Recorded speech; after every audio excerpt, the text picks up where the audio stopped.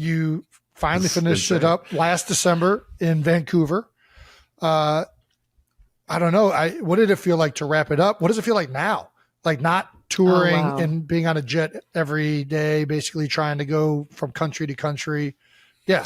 I mean, It's insane. it dude. feels great, Jason, to be honest. I'm not going to lie to you. You don't miss it?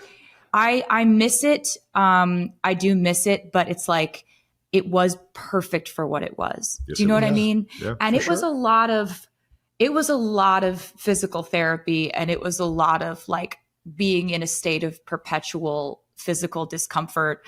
Kind of like when you're in season, you know? Yeah, no. Yeah. I'm not getting hit My first time. by huge 300 pounders, but the heels. When I saw the for that recovery long, station in the hotel room after with the toe spacers. I gotta acupuncture that. I've got. Shit, I'm telling you, dude, the similarities were crazy. I'm like, oh my gosh.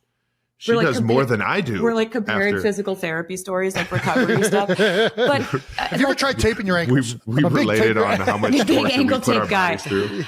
Yeah. I miss it because I miss the fans and I miss that connection. But at the I same miss it time, too. it was so special. It was like the most formative time of my life. I learned so much about how far I can push myself. And if I set a goal, making that a 3.5 hour show in the beginning of the tour, it's like, you can't like be sick one day and then decide tonight it's going to be 2.5 hours. Right. And it's really just like prioritizing the fans' Toughness. experience before anything else. And I can my do it fellow with a broken heart. yeah. Don't get me started. like- Dude. Don't you get me started. Fine. Or like stomach flu, or like just like aching feet or blisters or whatever. Like it just was Which she had all of this going through. usually and it's all like, at the yeah, same time. But it going was- into her fourth show. Yeah. And it's just, it was kind of the coolest thing in the world, because when we were putting together this tour, I had some really lofty goals I wanted to reach conceptually, because I wanted to show fans, and especially younger fans, visuals and sort of performance art references that were really important to me as a kid and what inspired me to want to do this. Right. So like, Yeah. I wanted to put elements of musical theater, Broadway, ballet, scenery that you would see in an opera, Who thinks like this? I was about to say, I watched the whole tour. I just thought it was amazing. I didn't notice. But that's exactly it. I wanted it to be references that I thought were really high concept and really high value for fans, and for them to see things they hadn't necessarily seen before all in one concert. But I wanted to do it at the highest intensity, rapid fire. You're seeing something new every 15 to 30 seconds. And so it feels like you're scrolling in an algorithm, Yeah. right? Yes. And when I heard reports of people saying that they got actual amnesia after the concerts, I was like, oh, I think we did it. Yeah. I think Nailed it. I think we It's did a- it, nailed it. that's how we do it. That's genuine. Yeah. It felt like we were all part of something together in a way that couldn't be planned. And there's, as much as I love and relish in planning, it was really fun that they would do things to sort of delight me every once in a while. They had little chants. They had all these traditions. By the end of the tour, it was like Rocky Horror Picture Show, where they have their own They have their own choreography. show. Literally. Right. It was, I remember being in Gelsenkirchen, Germany. And you know And- what? and What Love, did you just say? Gelsenkirchen? love is him Gelsenkirchen? learning that. Yeah. That's a city? He came to I think. Gelsenkirchen I think Gelsenkirchen. that's how and you say supported it. me I've never there. heard of this. If you Okay. say it with a German accent, it probably sounds more like the actual city, but Okay. my American accent is Gelsenkirchen. Gelsenkirchen. And I remember seeing that part of the show, and they were literally doing circles and like putting the orbs up in the air and passing them to each other like they were performing. It was so beautiful. It was They were crazy. so committed. I've never played for crowds that were as committed. Yeah. So I think I loved the event of it. Like I'm always trying to figure out how to make music into more of an event, right? Right. How do we make it romantic? How do we make it something that people experience together? And, that's why I love vinyl. That's why I love, putting so much into the tour or a music video or events or activities for them to do or Easter eggs or little puzzles for them to solve. Like it's gotten to the point where it's just like, it's a little bit people are like, the Easter eggs thing is getting a little Zodiac killer at this point. I'm like, as long as they like it, you know. How do you go about like knowing how to do an Easter egg? I don't even know. Like, where does that process start? Are you like, well, I have some parameters. what is the art of the Easter egg? The art of the Easter egg is that there's do's and don'ts, right? Like, I'm never going to plant an Easter egg that ties back to my personal life. It's always going to be towards music or a musical, something I'm coming up with, something I have coming up, a plan I have coming together, something that you don't know I'm saying for a specific reason that you'll hear later, and you'll go back and be like, oh my God. Like, I think my favorite one of those was I was given an honorary doctorate from NYU, and I made the commencement speech, and I put so many lyrical Easter eggs in that speech that when the Midnights album came out after that, the fans were like, the whole speech was an Easter egg. Yeah. And that's, for me, that's really fun because they find it fun. For sure. And also just, I love numerology. I love math stuff. I love dates. I love that stuff like I find really fun. And I want Easter eggs to be a certain thing where, like, if you are a part of the fandom and you want to experience like music in a normal way, then you don't even see these. You don't even care what that thing is above that doorway, under that dimly lit, flickering light over there that's upside down, backwards, in Braille. You don't need to know what that is. I love this. Yeah. But if you want to look at that, but if you do, then it's there. Yeah. Do you know what I mean? Like, if you know, if you're in the know, you know. Yeah. Oh yeah. Then you know. Let's talk about something I don't know. What is numerology? You threw that phrase out there like that's a comment. What is numerology? You don't know what numerology is, Jason? I'm assuming something with numbers. Yeah, like I'm 87 and she's 13. Yeah, literally, it's that simple. Just numbers. And 100. Yeah, 13 plus 87 equals 100. That's numerology.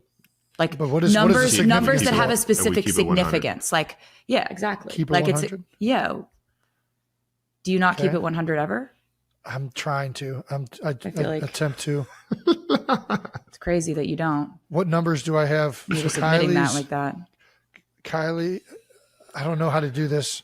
It's okay. It's not for everyone. My favorite number is 13, though. It always has been. Travis. I know. Yeah. And that's part of the numerology of why we're dating. Okay. Part of it. Okay. It's been in my life, my whole life. Travis likes people that like the number 13. Yeah. Yes. What does liking the number 13 say about us, though? It says that we're family in trichodectophilia, I think it is the what obsession with. No, man, with 13. It's every day, dude. This is every day.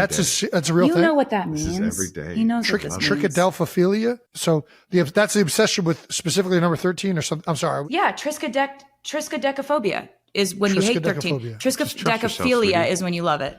Philia is love. Mm-hmm. I don't know why. I think it was like everybody else was afraid of number 13. So I'm like, yeah, that's I like phobia. 13. That's phobia. Okay. Yeah, you're just being contrarian, which I love. I love that about you. All right. Well, you're just like, you want to do this? I'm going to do this. Mm. That's exactly how I sound. Oh, Jason. Let's get Jason.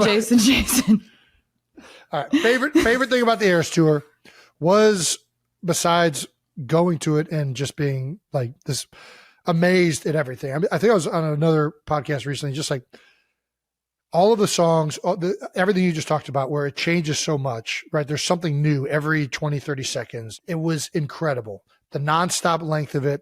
But I'm going to be remiss if I don't say one of the things that I loved is watching Travis Kelce get on the stage, the man in the tuxedo. Oh, it was so good. It was so special.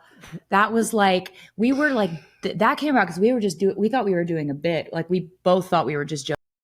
Jason Kelce, newly retired but forever etched into the tapestry of Philadelphia sports, never anticipated just how unpredictable his next chapter will become. For years, his life had been measured in the pound of shoulder pads, the clash of helmets, and the thunder of the crowd. Retirement was supposed to mean a slower pace, maybe some coaching, definitely some time spent catching up on the little things he missed during the grind. But as he settled into his new role behind the microphone, sitting across from his brother Travis, he realized that the action was far from over. The studio buzz of the energy of two lives lived at full throttle. Two voices that commanded attention not just because of their fame, but because of their authenticity. Their podcast, New Heights, was supposed to be a lighthearted detour, a way to stay connected to the game and each other. Yet on this particular day, the banter felt different, as if something was brewing beneath the surface. Travis Kelce, always a showman, always one step ahead, played the part of little brother perfectly. Cracking jokes, telling stories, making Jason laugh with memories of backyard football and sibling mischief. The conversation drifted from off-season plans to the intensity of playoff battles, each moment a reminder of the unique bond they shared. All the while, the question hung in the air, unspoken but ever-present. Would Travis follow Jason into retirement, leave the field while still at the top of his game, or keep pushing forward? Then, just as Jason was about to launch into one of his signature rants about Philly cheesesteaks or the art of the perfect snap, Travis changed the conversation forever. With a grin that could light up Arrowhead Stadium, he leaned into the mic and addressed the swirling rumors head-on. "People keep asking if I'm hanging it up," Travis said, his voice steady but his eyes sparkling with mischief. "Let me clear it up right here. I'm not going anywhere. I'm coming back. And I'm more fired up than ever." The words landed like a bolt of lightning. Jason's reaction was instantaneous. A gasp, wide eyes, and a moment of pure, unscripted disbelief. "You serious?" He managed, the question tumbling out before he could even process the magnitude of Travis's announcement. What followed was a cascade of emotions: relief, pride, excitement, all fighting for space in the studio's charged atmosphere. Travis nodded, his passion unmistakable. "I feel like I've got a lot left in the tank. Chiefs Kingdom isn't getting rid of me that easy." It was a declaration, a challenge, and a promise all at once. In that instant, the podcast transformed from casual conversation to breaking news. Social media erupted as fans celebrated the return of Kansas City's favorite tight end. From die-hard Chiefs supporters to fantasy football fanatics, everyone had an opinion. Some speculated about the records Travis might break. Others wondered how much longer the Chiefs dynasty could last with him leading the charge. The internet filled with memes, gifs, and hot takes, but beneath the noise was a sense of collective relief. The NFL had just been handed another season of highlight reel catches, end zone dances, and unforgettable moments. Yet, for all the buzz, the real magic was in the dynamic between the brothers. Jason, always a protector, the leader, couldn't hide his pride as Travis doubled down on his commitment to the game. The chemistry between them, sometimes playful, sometimes fiercely competitive, was impossible to ignore. Their conversation moved from football to family, from the weight of expectations to the freedom of charting their own path. Listeners felt like they were eavesdropping on a private moment, a glimpse into a world rarely seen. As the episode continued, Jason reflected on what it meant to walk away at the right time, to leave a legacy rather than just a stat line. Travis spoke about unfinished business, about the drive to keep pushing, to inspire teammates and fans alike. Together, they painted a picture of what it means to love the game, not just for the cheers or the contracts, but for the brotherhood and the memories that last long after the final whistle. New Heights, once just a podcast, had become a lifeline for fans hungry for honesty, for stories that went beyond the box score. It offered a front-row seat to the drama, the laughter, and the raw emotion that defined both the Kelce family and the sport they loved. With Jason officially retired and Travis refusing to slow down, every episode promised something new. Insider stories, heartfelt confessions, and the kind of moments that kept you coming back for more. As the credits rolled on that unforgettable episode, one thing was clear. The Kelce brothers were far from finished. As long as they had a mic and a story to tell, football fans everywhere would be listening, waiting for the next unexpected twist, the next laugh, the next reminder that sometimes the best moments happen when you least expect them.